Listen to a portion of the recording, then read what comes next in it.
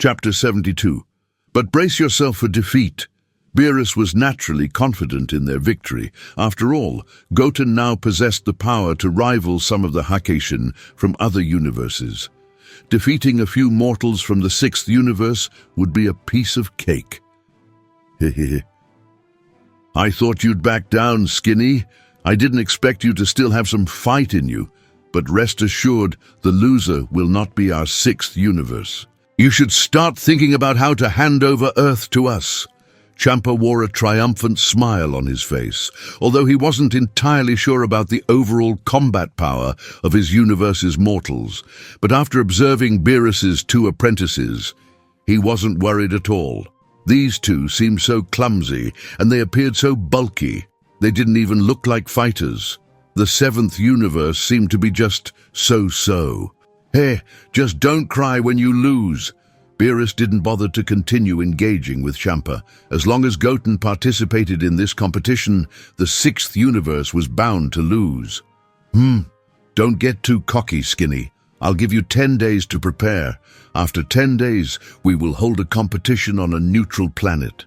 Let's go, Vados.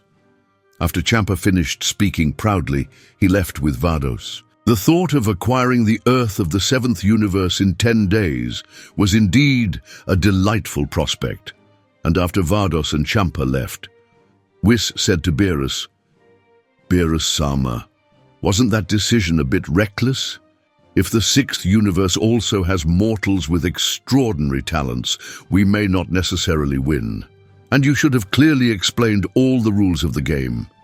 Although he did not deny Goten's power, even in other universes, it's hard to find a warrior as strong as Goten. But in a competition with no set rules, sometimes a single participant can't determine the outcome of all matches. I can ignore anyone else's provocations, except for Champa's, that fat pig. "Goten, you must win this competition." Beerus snorted coldly, then addressed Goten. "Beerus-sama, I have no problem winning the match. However, I also have one condition. That is, after winning the game, can the Super Dragon Balls be mine?" Goten asked. Super Dragon Balls didn't hold much value for Beerus. Now that Earth had so much delicious food for him, Beerus didn't seem to have much to wish for. But for Goten, they were of great use. They were very important for improving his strength, at least to the level above an angel. In this world, where the strong are revered, perhaps one could live a peaceful life if they possess that level of strength. And for this, Super Shenron should be able to help. "Okay, as long as you can win the competition and humiliate that fatty Champa, the Super Dragon Balls will be yours. Anyway, those things aren't very useful to us Hakeishin." Beerus agreed without a second thought, because he really couldn't think of what kind of wish to make with the Super Dragon Balls. "Thanks, Beerus-sama." Goten quickly expressed his gratitude. With the Super Dragon Balls, his strength would definitely improve significantly. "You should hurry up and train hard. Don't embarrass me when the time comes." "It seems that I didn't get enough sleep just now. I will go catch up on it." Beerus yawned and went back to his temple to sleep after he finished speaking. "Then let's continue training," Whis said to the two of them. "Whis, we've been here for a whole month, and I want to go back to Earth to take a look, so that my mother and the others don't have to worry." Goten wanted to go back to Earth. It had been a whole month since he left. If there were some crises on the Earth, he couldn't predict them at all if he stayed here. And after being away for so long, Chi-Chi and Videl must have been very worried by now. "Sure, I'll take you there." Whis nodded without hesitation and kindly agreed to send them back. Of course, Whis naturally had his own plans in mind. During this period of time, the delicacies brought over last time had almost been eaten. After all this time, it was just in time to taste some fresh delicacies and then pack some more along the way. "Okay, then, sorry for the trouble." Goten knew what Whis was thinking. He clearly didn't mean to escort himself and Krillin back by himself. He was 100% going for food to the Earth. It was just a cover. But Goten was still thanked him politely. In the past month, Whis had been very attentive to their training, and the three got along well. For that alone, Whis should be thanked. "You don't have to be so polite with me anyway. We are friends now," Whis said out of embarrassment. He wasn't thinking of escorting them home out of kindness. He just wanted to go to Earth, this time entirely for the food.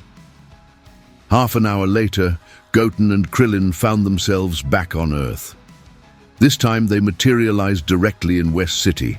"Goten, I've detected a very faint key signature," Krillin said, his brow furrowed. "It's not like the Kai of ordinary Earthlings." Upon their arrival in West City, Krillin had sensed a strange key. It was a key that must have been incredibly powerful at one point, but due to some injury, it had become extremely weak. "I sense it too," Goten replied, his eyes narrowing. "And it seems to be emanating from Bulma's house." "Whis, why don't you explore and look for some delicious food?" Goten suggested, turning to their companion. "Krillin and I sensed a strange key signature just now. We need to investigate." "Very well, I'll join you after I've gathered some food," Whis agreed, nodding without hesitation. His interest lay not in the affairs of Earth, but in discovering the finest delicacies he had yet to taste.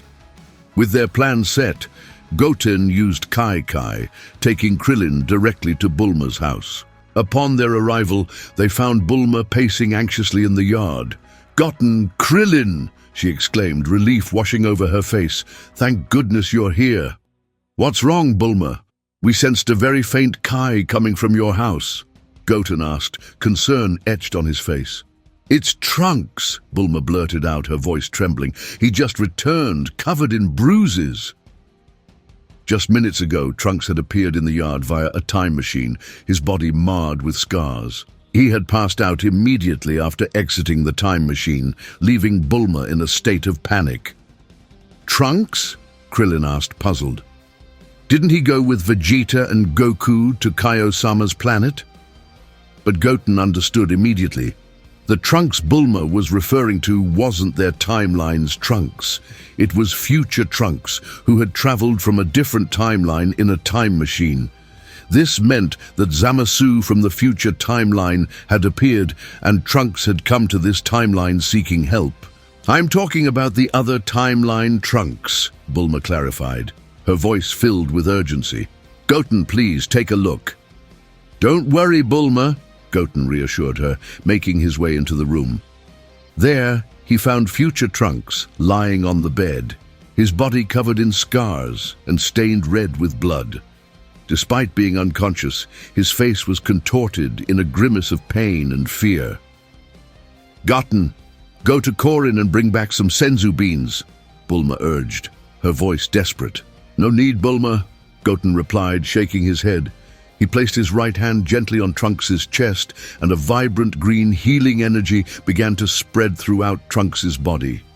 In an instant, the grievous wounds on Trunks began to heal at a speed visible to the naked eye, and his weak Kai began to recover gradually. "Ha! Damn! Damn it!" As Trunks' wounds healed, his complexion grew increasingly grim. He clenched his fists tightly, murmuring under his breath until all his injuries were fully healed and his ki was restored. Suddenly, Trunks' eyes snapped open. He leapt out of bed, and the moment he saw Goten, a flame of anger ignited in his eyes. "You..." With a swift movement, he grabbed his sword, flew up, and slashed fiercely towards Goten. The figure before him was the spitting image of the one who had previously destroyed Earth. Subconsciously, he thought it was the same enemy who had followed him. "Trunks, stop now!" Bulma, seeing the newly revived Trunks attacking Goten, immediately shouted. Goten, with a simple flick of his index finger, easily blocked Trunks' sword. "Hey, Trunks, wake up! I am not your enemy," he said calmly. Hearing the voices of Bulma and Goten, Trunks seemed to regain consciousness. He studied Goten, realizing that he was indeed different from Goku Black. Their attire and their eyes were completely different. Moreover, the person in front of him was slightly smaller than Goku Black. Quickly, he turned his head and saw Bulma and Krillin. "Mom! Mom!" Trunks exclaimed in disbelief. He clearly remembered his mother being killed by Goku Black to ensure his successful journey to the past timeline. The mother before him seemed much younger and more beautiful than the one in his timeline. This indicated that he had successfully traveled to the past timeline. Mother! Overwhelmed by a flood of sad memories, Trunks hugged Bulma, venting the sorrow in his heart. "It's okay, Trunks. There will be no more trouble." Seeing the deeply distressed Trunks, Bulma immediately comforted him, patting his back. She could feel Trunks' profound sadness and could only imagine the pain he had endured in his own timeline. After a couple of minutes, Trunks released Bulma and turned his attention to Goten. "Are you Goku?" Trunks asked uncertainly. The person before him was much younger than Goku, but bore an uncanny resemblance to him. Had something happened to make Goku younger? Both Goten and Krillin were taken aback. Trunks had mistaken Goten for Goku, but it was understandable. In the timeline that Trunks came from, Goten hadn't been born, so it was not surprising that he mistook Goten for Goku. "Trunks, he's not Goku. Goku, Vegeta, and the other fighters were all killed by Cell 8 years ago. He is Goten, Goku's son, and Gohan's younger brother," Bulma quickly explained. "What? Goku's son? And you're saying that Goku in this timeline was killed by Cell?" Trunks looked dumbfounded. In the timeline he last traveled to, although Goku was killed by the android Cell, his father, Piccolo, and Gohan were not. Instead, they had teamed up to defeat Cell. Had he traveled to the wrong timeline? Yes, 8 years ago, both Bulma and Krillin confirmed sadly. They had lost their best friends and the people closest to them. "Oh no, it seems that I really traveled to the wrong timeline. In this case, it's over. The energy of the time machine is also used up," Trunks lamented, lowering his head in remorse.